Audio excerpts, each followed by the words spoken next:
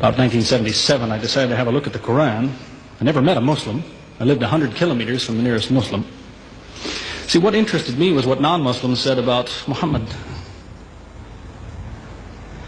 There are books and books written about Muhammad that tell you, one thing we know for sure about this man, he had an outside source of information. One book I've got says the Quran was written by a committee, because they've established so well that there's information in there that an Arabian shouldn't have known. He must have had someone from the outside bringing him this information. So they say, one thing we know for sure, he had an outside source of information. Now, he said this book was a revelation. So they say, you see, he was a liar. He got it from somewhere, he put it in a book, and he gave it to someone, telling him it was from God. He was a liar. Other people write books and books on the subject of Muhammad, and they say, one thing we know for sure, he thought he was a prophet. He was crazy. Because they look at his life very carefully, and they see episodes like, for example, when he hid in the cave with Abu Bakr. He was running from the whole city who wanted to kill him, and he hid in the cave, and when the Meccans came running up to the cave to kill them, what did he say to his friend? Did he tell him, see if you can find a back way out of the cave? What he told his friend was, relax. He was telling him, I see what you see, but he said, God is with us, God will save us. So people on that basis, they say, you see, he thought he was a prophet. He thought God was with him because he said things like that. He wasn't a liar. They never seem to realize that one man can't be both. So you can't be a liar and a crazy man at the same time. If you think that an angel gives the words of God in your ear, and somebody says, I have a question for you, what does God tell you about this thing? I want to hear an answer tomorrow. If you're a crazy man, if you think an angel whispers in your ear, then you don't sit up that night thinking, what will I tell him tomorrow? What can I find? Who knows the answer? You're crazy. You think the angel will tell you the answer. You don't go and look it up somewhere. You see, you can't be a liar and a crazy man at the same time. You can be one or the other, or neither, but you can't be both. You see, I read 2 non-Muslim biographies of Muhammad. One was by Rodenson, who was an atheist, who hated the man. But many interesting things come up about his life that I had to wonder about. One story that's told is that when he was an older man, he had a son named Abraham. The son died when the child was 2 years old. The same day the boy died, there was an eclipse of the sun. The sky went dark. And the Muslims came running to their prophet and said, look, it's a miracle. Your child died and the sky went dark in sadness. It occurred to me, see, if he was a crazy man, he'd probably believe what they said. He'd probably think, yes, it's a miracle. My child died, the sky is dark. Yes, it's a miracle. If he was a crazy man. If he was a liar, he would have taken advantage of it. He would have said, yes, right, my child died, the sky is dark, you tell everyone, it proves I'm a prophet. It's a miracle. But what did he do? He became angry with the Muslims. He told them that was nonsense. He was angry with them. How dare you say that? He said, the sun and the moon are signs of God, and they don't worry themselves about the birth of a man or the death of a son of Muhammad. Doesn't look very crazy. Doesn't look much like a liar. Now you have a third alternative, of course, which people tell you all the time.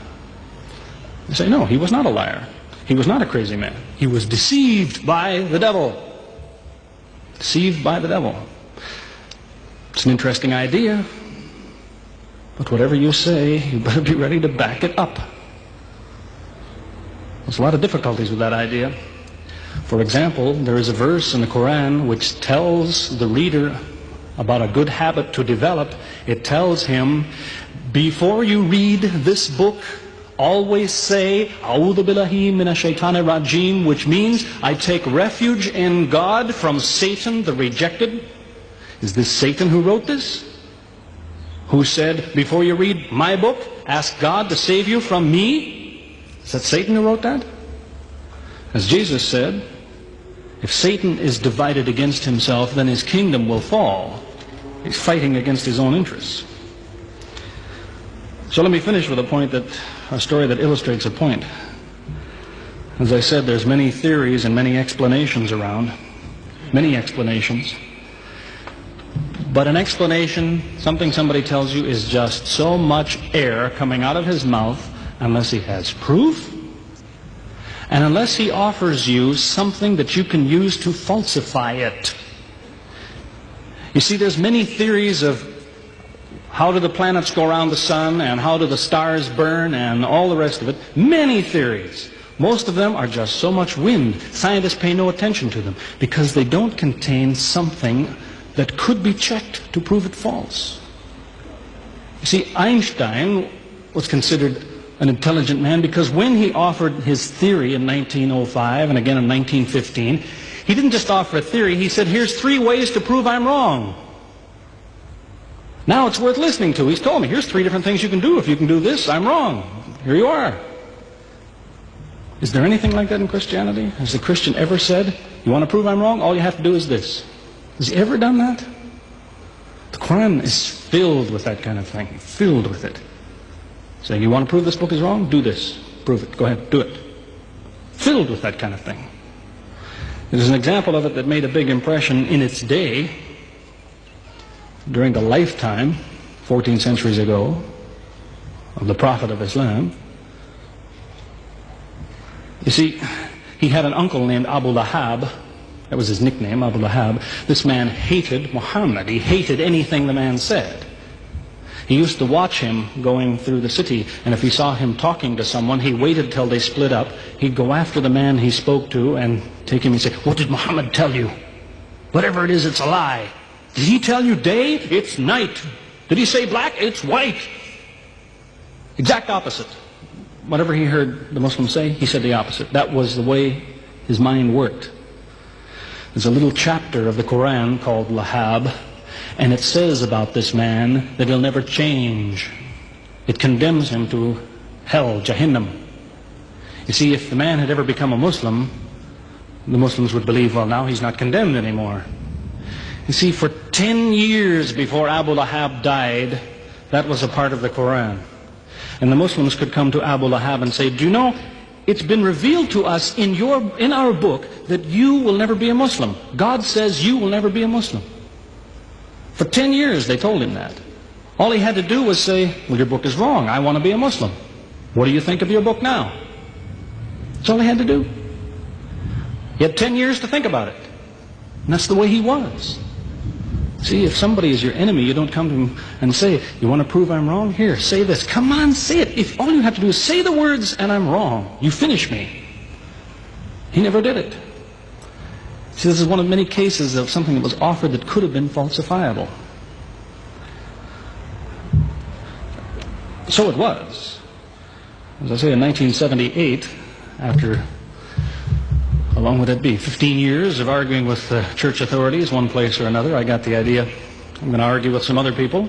I'm going to read the Quran, see how much of it is any good, pick out the true, pick out the false. Thought it'll take a few years, it'll take some serious study and so on. I read through it. About 3 days later, I finished it. I said, this is what I've been saying for 15 years. So I went to find some Muslims. I don't want somebody to feel you've been tricked into something.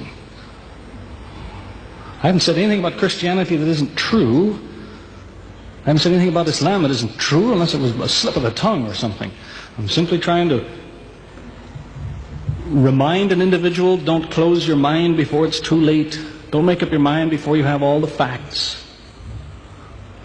Most people who used to be Christians and become Muslims will tell you, I am a better Christian than I used to be. Now I follow Christ. I didn't before. That's what I would tell you. The Bible says Jesus told his disciples, when you greet one another, let your greeting be, peace be with you. He set the example. Peace be with you. Who says that today? Christians? Once in a great while, maybe. Muslims, whether they speak Arabic or not, they say, Salaam alaikum. Peace be with you. Jesus, when he prayed in the Garden of Gethsemane, put his forehead on the ground. Who prays like that? Christians or Muslims? Jesus used to fast for more than a month at a time. Who fasts today? Christians or Muslims? who really is trying to imitate Jesus. Somebody said to me before coming in here, they said, the Muslims make Jesus out, they insult him and so on and so on. How, possibly, do they insult him? They lift him up. Up. They can't tolerate anything bad said about him. They would just as quickly tell you that, they say Muhammad Rasulullah means Muhammad is the messenger of God. They will just as quickly say Jesus, Isa, Rasulullah, no problem. Just as quickly tell you that, because it's true. They occupy the same place. If God himself wants to make distinctions among his prophets, that's his business, not ours. Treat them all with the same amount of respect. May God guide us always closer to the truth.